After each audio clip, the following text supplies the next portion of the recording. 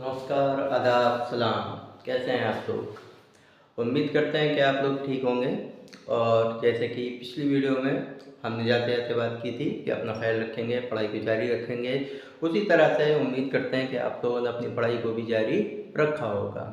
तो जैसे कि आप जानते हैं, मैं मोहम्मद सोहेल लेट विद सोहेल में आपका स्वागत दोबारा कर रहा हूँ। और जैसे कि आप लोगों को पता है कि पिछली वीडियो में हमने क्वाड्रेटिक इक्वेशन के जो कॉन्सेप्ट हैं उनके बारे में हमने डिटेल में जाना कि क्वाड्रेटिक इक्वेशन क्या है, उसको सॉल्व कैसे करना है, और ज़रूरत पड़ने पर अगर विदाउट सॉल्व किए, बिना सॉल्व किए अगर नेचर ऑफ द रूट्स आपसे पूछा जाए तो आपको नेचर ऑफ द रूट्स कैसे निकालने हैं। तो आज उसी क्वाड्रेटिक इक्वेशन को हम आगे बढ़ा रहे हैं। आगे बढ़ाने का मतलब ये है कि अब कुछ इंपॉर्टेंट क्वेश्चंस जो क्वाड्रेटिक इक्वेशन से रिलेटेड हैं, जो इस साल बोर्ड्स में आने के लायक हैं, पिछले साल कुछ बोर्ड्स में आए हुए हैं, तो उन्हीं चैप्टर्स के क्वाड्रेटिक इक्वेशन के उसी चैप्टर के आज हम कुछ इंपॉर्टेंट क्वेश्चंस को डिस्कस करेंगे। तो आइए बिना देरी किए शुरू करते हैं हम आज की वीडियो को और लेट करते हैं मेरे साथ। चलिए, तो जैसे कि यहाँ पर सवाल आप मेरे पीछे बोर्ड पर देख पा रहे हैं कि सवाल है a train travels at distance of 480 kilometre at a uniform speed. एक ट्रेन है जो टोटल जो डिस्टेंस ट्रेवल कर रही है वो 480 kilometre at a uniform speed, means उसकी यूनिफॉर्म स्पीड है, स्पीड में उसमें कोई बदलाव नहीं किया गया। तो जो चीज आपके पास गिवन है सबसे पहले वो हमें दे दी गई है डिस्टेंस। तो distance travelled is equal to 480 kilometre. आगे सवाल कहता है if the speed had been 8 kilometre per hour less, अगर उस ट्रेन की स्पीड को 8 किलोमीटर पर आवर कम कर दिया जाए, 8 किलोमीटर पर आवर उसको स्लो कर दिया जाए, then it would have taken 3 hours more to cover the same distance. तो उसी डिस्टेंस को कवर करने के लिए वो 3 आवर ज्यादा लेती है, 3 घंटे ज्यादा लेती है। तो सब हमें फाइंड करनी है ओरिजिनल स्पीड। तो सबसे पहले let original speed of train, वो हम अपनी तरफ से लेट किए लेते हैं x kilometre per our.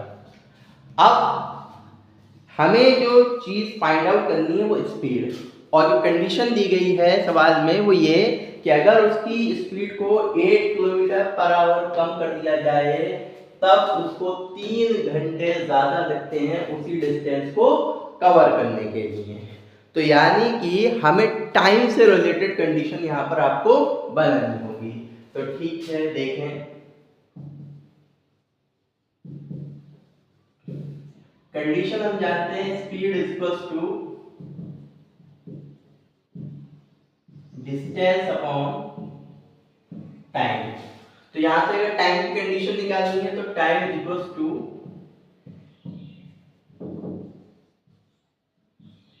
Distance upon speed. अब पहली कंडीशन पर आते हैं, जब वो ओरिजिनल स्पीड अपनी x से चल रहा है तो टाइम को हम t1 से रिलेटेड किए लेते हैं। तो डिस्टेंस तो हमारी चेंज नहीं हुई 480, और स्पीड उस वक्त हमारी क्या थी x किलोमीटर पर आवर। अब जब टाइम ट्रेवल में जब फर्क आया, जब स्पीड आपने क्या की तो यानी t2 को हम रिलेटेड कर लेते हैं, डिस्टेंस आपकी चेंज नहीं होनी है। अब ओरिजिनल स्पीड आपकी x थी, 8 किलोमीटर पर आवर कम हो गई यानी x - 8, इक्वेशन नंबर 2। तब जो ओरिजिनल टाइम ट्रेवलिंग है और जो सेकेंड टाइम ट्रेवलिंग है, जब स्पीड कम कर दी गई है, उनके बीच का जो डिफरेंस है वो हमारे पास कितना मौजूद है 3 hours according to the question. तो ठीक है, तो t2 - t1 is equal to 3। अब यहाँ पर अक्सर बच्चे कंफ्यूज हो जाते हैं कि t1 - t2 करना है या t2 - t1 करना है। तो ये चीज यहाँ हमेशा ध्यान रखना, जैसे यहाँ पर 480 अपॉन x है, यहाँ 480 अपॉन x - 8 है। x ओरिजिनल स्पीड कुछ भी हो सकती है, माइनस करूंगा यानी ये वैल्यू और कम हो जाएगी। जब कम से ऊपर वाले को डिवाइड कर रहा हूं तो यानी कि यहाँ पर वैल्यू मेरी क्या आनी है, ज्यादा आनी है मैक्सिमम, और यहाँ पर ओरिजिनल स्क्वायर रूट लूंगा यानी ये इससे कम आएगा, इससे कम आएगी ये वैल्यू, यानी कि इसलिए मैंने t2 माइनस t1 यानी हमेशा ज्यादा में से छोटे वाले को आप माइनस करते हो, लार्जर वाले में से स्मॉलर वाले को आप माइनस करते हैं। तो t2 minus t1 equals to 3। तो t2 आपके पास जो है वो है 480 upon x minus 8 minus 480 upon x is equals to 3। ये हमारी एक इक्वेशन बनके अब तैयार होने जा रही है जिसको हम सॉल्व करेंगे ही करेंगे। तो x और x माइनस 8 का एलसीएम यू नो दैट कि x और x माइनस 8 का एलसीएम आ जाना है इज इक्वल्स टू 3। तो x माइनस 8 से x minus 8 cancel out, 480 x minus यहाँ x कैंसिल आउट हो जाएगा यानी 480 x माइनस 8। अब इसके अंदर मल्टीप्लाई किए लेते हैं तो x माइनस 8 480x आपका एज इट इज रहेगा, 480x माइनस माइनस माइनस ये हो जाएगा आपका प्लस, 480 की जब आप 8 से मल्टीप्लाई कराएंगे तो 8 0 0 8 8 64 8 4 32 और 6 38 और इक्वल्स टू 3। ये आपने अंदर उसकी मल्टीप्लाई करा दी। अब जो वैल्यू कैंसिल आउट हो सकती है वो आप कैंसिल आउट कर दीजिए, 480x से 480x कैंसिल आउट हो जाएगा। अब आगे बढ़ते हैं तो हमारे पास बचा 3840 upon x minus 8 is equals to 3। Cross multiply कराएंगे आप तो 3x x माइनस 8 हो जाएगा, 3840 3x की अंदर मल्टीप्लाई यानी 3x स्क्वायर, 3x की जब मैं 8 से करूंगा तो ये मेरे पास हो जाएगा 24x is equals to 3840 3x square minus 24x plus का 3840 आप इक्वल से पहले लाएंगे यानी ये आपका माइनस का हो जाएगा। 3 देखा जाए तो पूरे ओवर इक्वेशन में आपको कॉमन मिल जाएगा यानी x स्क्वायर माइनस 3 8 का और 3 1 का 3 3 2 का 6 3 8 का यानी 1280 इक्वल्स टू 0। 1280 यानी यहाँ पर जो मल्टीप्लाई का 3 है उसे आप डिवाइड में लेके जाएंगे तो x square minus 8x minus 180 is equals to 0, क्योंकि उस पर 0 के अपॉन में जाने पर उस पर कोई फर्क नहीं पड़ेगा। अब आगे बढ़ते हैं। अब यहाँ पर इक्वेशन आपकी बनके यहाँ पर तैयार हो गई है। तो ये सारी कंडीशन, ये जो सारा काम आपने किया वो सारा का सारा काम आपने अकॉर्डिंग टू द क्वेश्चन किया। अब इस इक्वेशन को आपको आगे बढ़ाना है। इस इक्वेशन को आगे बढ़ाने के लिए अब आपको इसको करना होगा फैक्टराइज। फैक्टराइज कीजिए, या अगर फैक्टराइज नहीं करना है तो फिर आपको क्वाड्रेटिक फार्मूला या श्रीधराचार्य फार्मूला का इस्तेमाल आपको करना होगा। अब यहाँ पर अगर हम देखें तो 1280 अपने आप में एक बड़ा नंबर है। 1280 के फैक्टर करने हैं जिससे कि माइनस करने के बाद आपको 8 मिल जाए। मल्टीप्लाई उनकी 1280 रहे, लेकिन जब आपने माइनस करें तो आपके पास क्या आना चाहिए, 8 आना चाहिए। तो 1280 के फैक्टर किए लेते हैं। तो 2 6 जा 2 4 जा 2 3 जा 2 2 जा 2 16 जा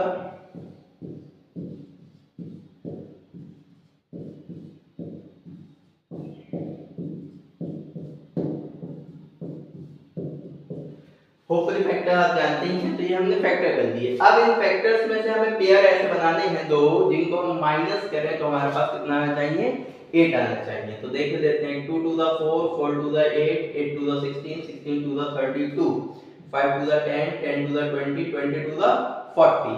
तो 40 into 32 अगर मैं करूंगा तो मैंने फैक्टर किए हैं इनके, तो 1280 आएगा।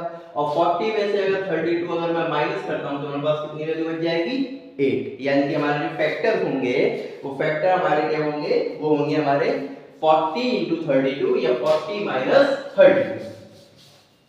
चलिए आगे बढ़ते हैं। तो x square minus 40 minus 32x minus 1280 equals to 0। x square minus का 40x माइनस माइनस प्लस का 32x minus 1280 equals to 0। Pairing किए लेते हैं। पहले पेयर में अगर देखा जाए तो x कॉमन मिल जाएगा आपको, और इसी तरह अगर दूसरे पेयर में जाएंगे तो 32 आपको कॉमन मिल जाएगा। होपफुली ये कॉन्सेप्ट आप जानते ही हैं। पॉलीनोमियल में x माइनस 40 और x plus 32 is equal to 0। अब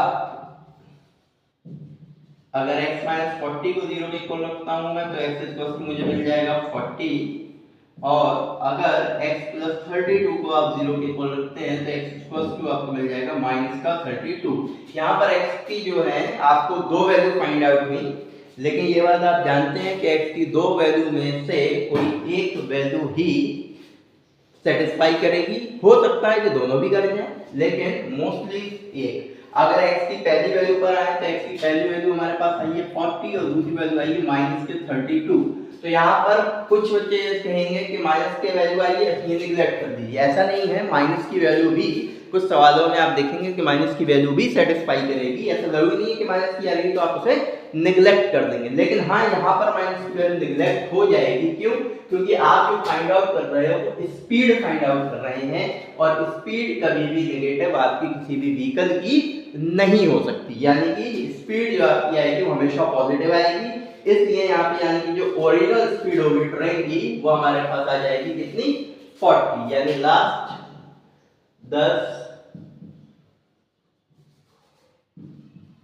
original speed of train 40 kilometre per our. तो ये देखा आपने कि किस तरह इस सवाल को आपको बनाना है। सबसे बड़ी बात, सबसे इंपॉर्टेंट बात जो मैं कहूंगा वो यही है कि किस तरह आप इक्वेशन बनाएंगे, क्योंकि इक्वेशन को सॉल्व करना तो इजी रह जाएगा, लेकिन इक्वेशन कंडीशन के अकॉर्डिंग इक्वेशन को बनाना वो आपके लिए मोस्ट इंपॉर्टेंट चीज हो जाती है। तो ये हमने इसका एक सवाल देखा। आइए अब आगे चलते हैं इसके नेक्स्ट सवाल की तरफ।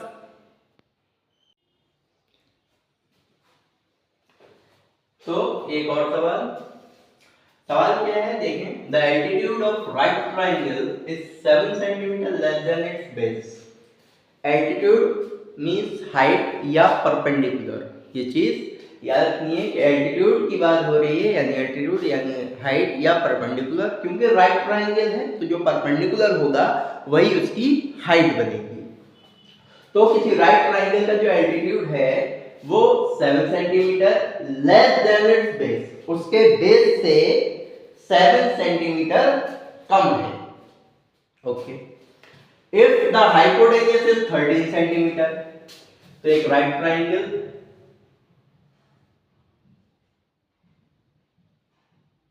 ड्रॉ किए जाते हैं। क्या कहा कि जो राइट ट्राइंगल है वो उसके बेस से 7 सेंटीमीटर कम है। तो सबसे पहले let the base of right triangle, वो हमने लेट कर लिया x सेंटीमीटर, तो यानी बेस हमारा हो गया x। अब जो एल्टीट्यूड है जो परपेंडिकुलर है वो उसके बेस से 7 सेंटीमीटर कम है, यानी 7 सेंटीमीटर कम यानी x माइनस 7, यानी the altitude of right triangle वो हमारा हो गया x माइनस 7 सेंटीमीटर। आगे बढ़ते हैं। हाइपोटेन्यूज उसने आपको दे दी है वो है 13 सेंटीमीटर। ये आप जानते हैं कि 90 डिग्री के सामने की जो साइड है वो हाइपोटेन्यूज कहलाती है, यानी हाइपोटेन्यूज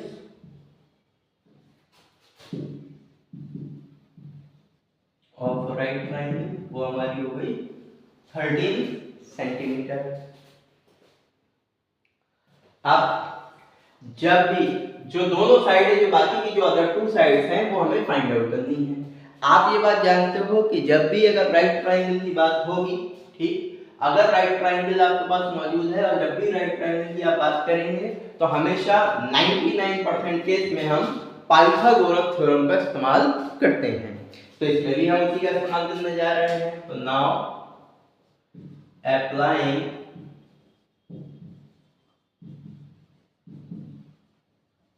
पाइथागोरस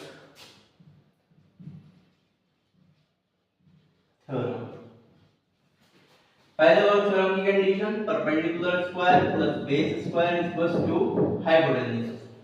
तो परपेंडिकुलर हमारे पास है x 7 यानी x 7 का स्क्वायर, बेस है x और हाइपोटेन्यूज है आपका 13। तो x 7 का स्क्वायर यानी a b का स्क्वायर आप उसमें लगाएंगे a square plus b square minus 2ab और 13 का स्क्वायर यू नो दैट 169 होता है। तो x स्क्वायर 7 का स्क्वायर करोगे यानी ये हो जाएगा आपका 49, 2 7 का 14x प्लस x स्क्वायर और इक्वल्स टू 169। x स्क्वायर और x स्क्वायर यानी ये आपका होगा 2x स्क्वायर माइनस का 14x आपका एज इट इज रहेगा प्लस 49 और 169 प्लस का इधर लाएंगे तो ये हो जाएगा आपका माइनस का।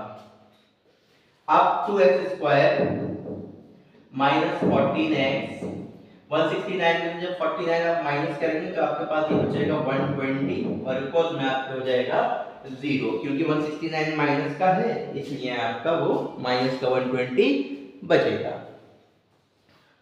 अब 2 अगर देखा जाए तो कॉमन है आपके पास तो x square minus 7x minus 2 6 12 यानी 0 x square minus 7x minus 60 is equal to 0 क्योंकि 0 की तरफ जब आप 2 को अपॉन में लेके जाएंगे तो उससे कैंसिल आउट कर देगा, उसको 0 ही कर देगा तो उसका कोई फर्क नहीं पड़ेगा। अब 60 कैसे फैक्टर के माइनस करने के बाद आपके पास कितना मिले 5 मिले सॉरी 7 मिले। 60 कैसे फैक्टर के माइनस करने पर 7 मिले और मल्टीप्लाई उनकी 60 ही रहे तो वो आपका होता है x स्क्वायर माइनस वो आपका हो जाएगा 12 5 जाएगा 12 minus 5 x minus 60 is equal to 0 यानी x square minus 12x minus minus plus का 5x minus 60 is equal to 0। Pair बना लेते हैं तो अगर पेयरिंग अगर करते हैं तो आप ध्यान से देख रहे होंगे तो पहले पेयर में आपको जो कॉमन मिलेगा वो आपको मिल जाएगा x।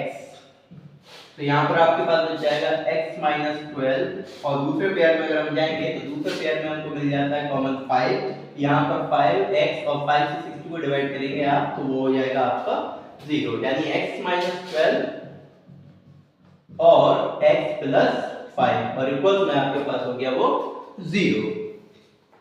अब फिर से वही केस एक एक करके अगर x माइनस 12 को मैं 0 के इक्वल रखता हूं तो ये हो जाएगा मेरा x इक्वल टू 12 और अगर x प्लस 5 को मैं 0 के इक्वल रखता हूं तो वो मेरे पास हो जाना है x इक्वल टू माइनस का 5 यानी x की हमारे पास दो वैल्यू आ गई और दो ही वैल्यू आनी भी चाहिए थी क्योंकि एक क्वाड्रेटिक इक्वेशन आपके पास ये मौजूद है तो एक वैल्यू आपके पास आ गई प्लस का 12 और एक वैल्यू आपके पास आ गई माइनस का 5।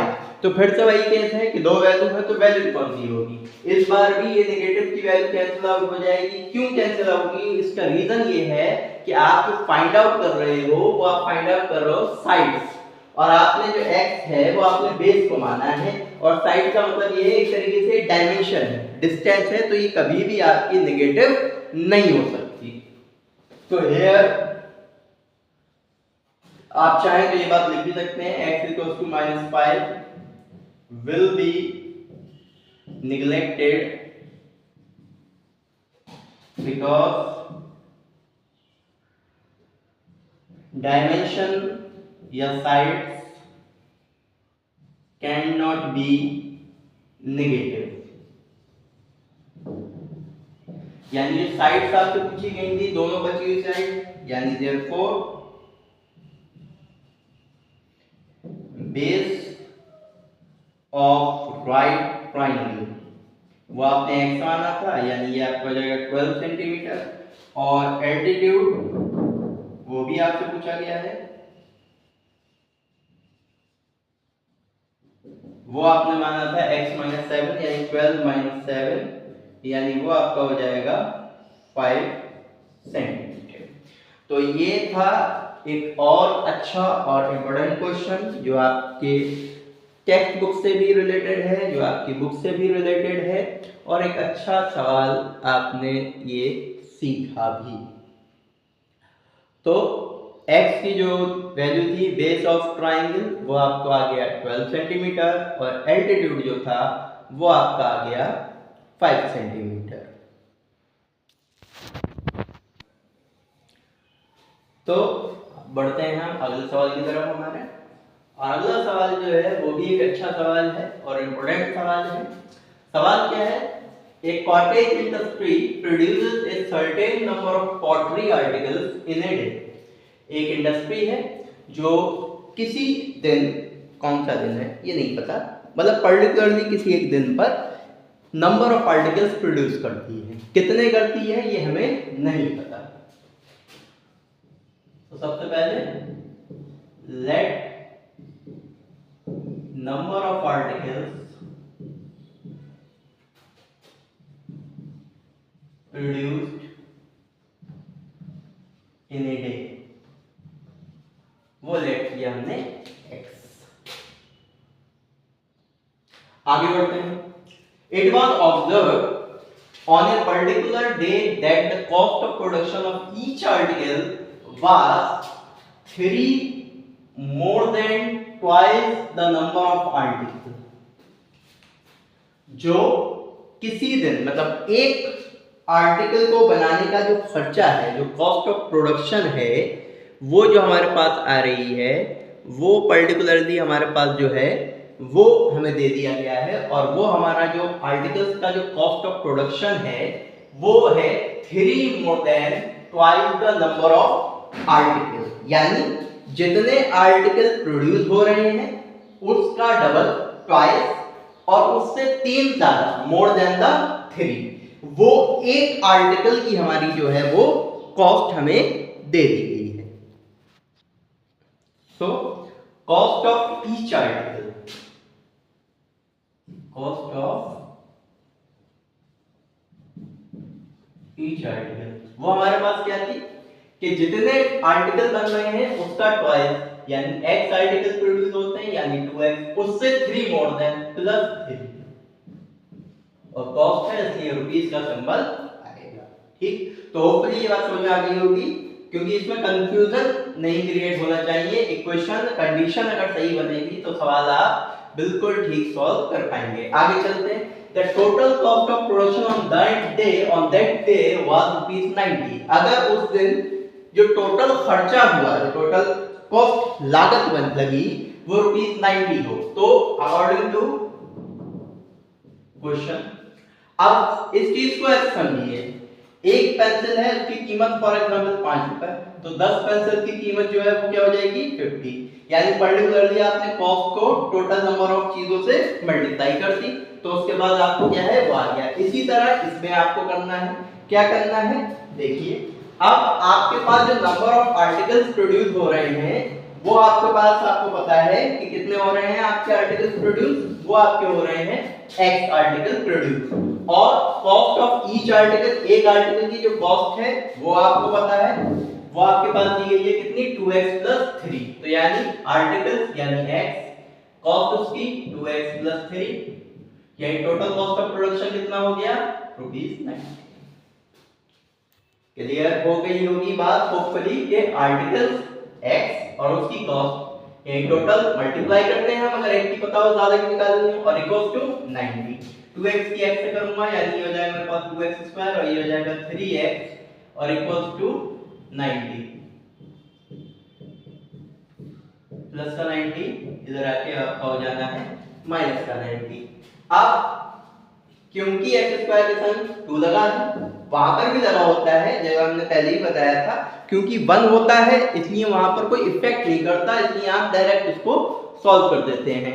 इस बार 92 था यानी ये आपका हो गया 180। हमने ये बात पहले भी की थी जब कॉन्सेप्ट किए थे कि अगर x² के संग कुछ लगा होगा तो कांस्टेंट टर्म की उसके साथ पहले मल्टीप्लाई होगी, तो 92 था यानी 180। 180 कैसे फैक्टर कि माइनस करने पर आपको कितना मिले 3 मिले, तो अब यहाँ पर 180 ऐसा नहीं है कि बहुत लार्जर नंबर है, लेकिन हाँ फिर भी थोड़ा तो बड़ा नंबर है ही, तो उसके लिए आप फैक्टर कर सकते हैं, क्योंकि मुझे एज इट इज मालूम है कि क्या आएगा, क्योंकि मुझे वो नंबर्स आगे के भी टेबल अगर आपको याद है तो बहुत अच्छी बात है।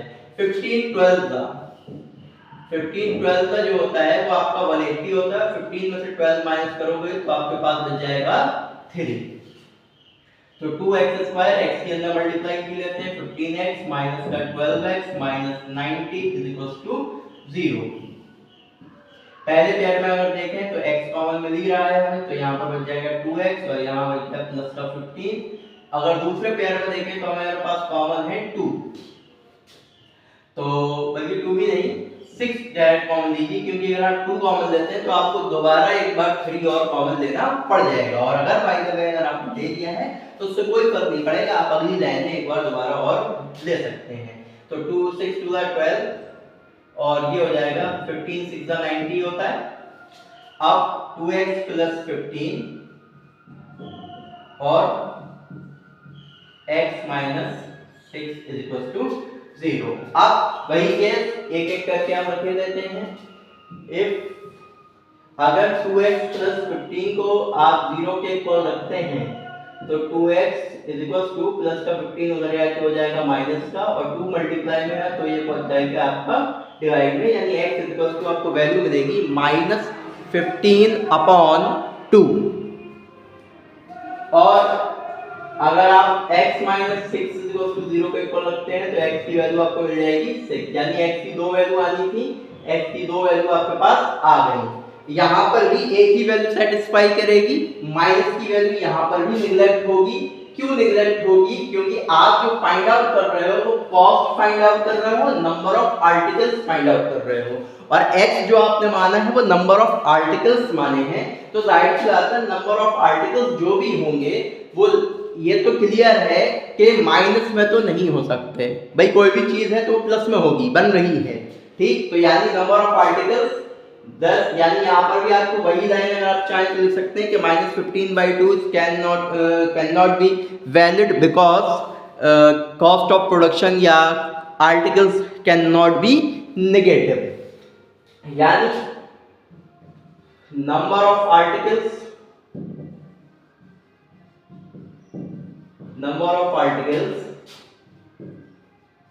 प्रोड्यूस्ड इन अ डे, वो आपने x माने थे, यानी आर्टिकल्स आपके हो गए 6। और कॉस्ट ऑफ ईच आर्टिकल भी पूछी है, तो कॉस्ट ऑफ ईच आर्टिकल वो हमने मानी है 2x + 3, तो 2 into x की वैल्यू 6 + 3, तो 2 6 12, 12 + 3 यानी ₹15। और अगर देखा जाए तो आपका आंसर वैलिड है या नहीं वो भी आप दे सकते हैं। आर्टिकल्स कितने प्रोड्यूस हुए? 6, कॉस्ट कितनी है? 15, 15 6 यानी 90, यानी आपका आर्टिकल बिल्कुल मतलब सॉरी आपका जो आंसर है वो बिल्कुल एक्यूरेट है, क्योंकि कंडीशन भी आपको 90 की ही दी गई थी। तो ये थे कुछ इंपॉर्टेंट क्वेश्चन क्वाड्रेटिक इक्वेशन से रिलेटेड। होपफुली उम्मीद करते हैं कि आपको ये अच्छे से समझ में आ ही गए होंगे। अगले वीडियो के लिए जब तक कि आपको यही काम करना है कि अपने कॉन्सेप्ट को रिवाइज करना है, चीज़ों को पढ़ना है और बेहतर अपने आप को और बनाते चले जाना है। कल अगली वीडियो में हम और ज़्यादा बात करेंगे नई चीज़ों को लेकर। चीज़ें तो खैर यही है, जो आपकी कॉन्सेप्ट है उसी कॉन्सेप्ट को हम आगे बढ़ाएंगे और उम्मीद करेंगे कि आप लोगों के साथ और बेहतर क्वेश्चन भी हम साझा कर सकें। कुछ क्वेश्चन हम PYQ के भी लेकर आएंगे, जिससे कि हो सके तो आप लोगों को और मेहनत करने की जो जरूरत है उसमें हम आपका कुछ हाथ बटा सकें। हम उम्मीद यही करेंगे कि आप लोग अपनी पढ़ाई से रिलेटेड, इस वीडियो से रिलेटेड अगर कुछ भी आपको समझ में आ सकता है या कुछ भी आपकी हेल्प हो सकती है तो उस हेल्प को हम पूरा का पूरा ही करेंगे। ऐसा नहीं है कि हम और आप अलग हैं। आप पढ़ाई कर रहे हैं, आपकी ये रिस्पॉन्सिबिलिटी है और आपको सही गाइडेंस देना ये हमारी रिस्पॉन्सिबिलिटी बन जाती है, क्योंकि शिक्षक ही आपके लिए, एक शिक्षक जैसे मैं हमेशा कहता हूँ कि माँ बाप के बाद अगर कोई वेल विशर है बच्चों का, स्टूडेंट्स का, माँ बाप के बाद अगर कोई वेल विशर है तो सिर्फ और सिर्फ वो टीचर होता है। एक स्टूडेंट जब बेहतर करता है, जैसे मैं हमेशा कहता हूँ कि टीचर जब अपनी स्टूडेंट लाइफ में होता है तो कुछ ना कुछ मकाम हासिल करता है, वो बेहतर मार्क्स स्कोर हासिल करता है और वो अपना एक वेल मेंटेन स्टैंडर्ड बनाता है। लेकिन जब उस स्टैंडर्ड को, जब उस चीज़ को कोई तोड़ता है, कोई ब्रेक करता है, तो उसको खुशी होती है। लेकिन अगर उसी चीज़ को तोड़ने वाला उसका कोई स्टूडेंट हो, उसके रिकॉर्ड को अगर तोड़ने वाला कोई स्टूडेंट हो, तो सबसे ज़्यादा खुशी एक टीचर को होती है। तो टीचर और स्टूडेंट्स का जो बॉन्ड है, वो हमेशा कहता हूँ मैं कि ये बेमतलब का बॉन्ड है एक तरीके से, मतलब इसमें कोई स्वार्थ की भावना है ही नहीं। टीचर हमेशा चाहता है कि उसका जो स्टूडेंट है, उसका जो छात्र है, उसकी जो छात्रा है, जो पढ़ने वाला है, वो जितना बेहतर हो सके वो बेहतर करे। क्यों? क्योंकि उसकी लाइफ का एक ही मोटिव है कि अपने लिए जितना करना था वो कर लिया, उसके बाद वो जितनी उसकी लाइफ बचती है वो आने वाली जनरेशन के लिए करता है। वो कोशिश ये करता है कि अपने बेहतर से बेहतर अपनी चीज़ों को साझा कर सके। और एक टीचर एक लाइफ लॉन्ग लर्नर होता है, क्योंकि चीज़ें बदलती रहती हैं। पढ़ने वाले आते हैं, वो पढ़ के चले जाते हैं, लेकिन टीचर्स को हर जनरेशन के साथ, हर वक्त के साथ, हर हालात के साथ अप टू डेट होना पड़ता है। कुछ चीज़ें नई इंक्लूड हो जाती हैं तो वो उसको पढ़ता है, कुछ चीज़ें हट जाती हैं तो वो चेक करने बैठ जाता है कि कौन सी चीज़ें हट गई, कौन सी चीज़ें स्टूडेंट के लिए मेरे बेहतर हो सकती हैं। तो मैं जाते जाते फिर वही बात कहूँगा कि जितना हो सके, जितना हो सके अपनी मेहनत को सही दिशा में आगे बढ़ाना, कोशिश करना कि आपके पीछे खड़े हुए आपके माँ बाप, आपके वेल विशर, आपके टीचर्स प्राउड मोमेंट फील करें आगे चलकर। आज के लिए इतना ही, आगे अगली वीडियो में आपसे ज़रूर मुलाकात होगी। जब तक के लिए आप अपना ख्याल रखें, अपनी पढ़ाई को ऐसी जारी रखें और इन्जॉय करें। ये लाइफ आपकी दोबारा नहीं आने वाली, लेकिन इन्जॉय करने का मतलब ये नहीं है बिल्कुल ही हट जाना है पढ़ाई से। पढ़ाई पर भी कॉन्सेंट्रेट करना है, एंजॉय करना है। जब तक के लिए अगली वीडियो के लिए फिर मिलेंगे, जल्दी आपसे मुलाकात होगी। तब तक के लिए धन्यवाद।